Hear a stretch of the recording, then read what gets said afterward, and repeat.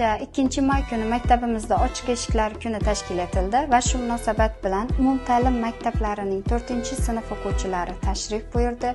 Ular bizning maktabimizdagi shart-sharoitlar va o'quv jarayonlari bilan yaqindan tanishdi. Men Metagov Jalolbek Allayarovich Xiva shahar 2-sinf ixtisoslashtirilgan maktabning kimyo fani o'qituvchisi bo'laman.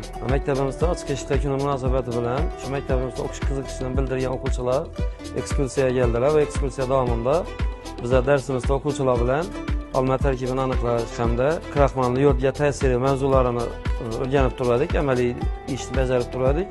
Shu vaqtda o'zlari ham kirib, o'quvchilarimiz ko'rib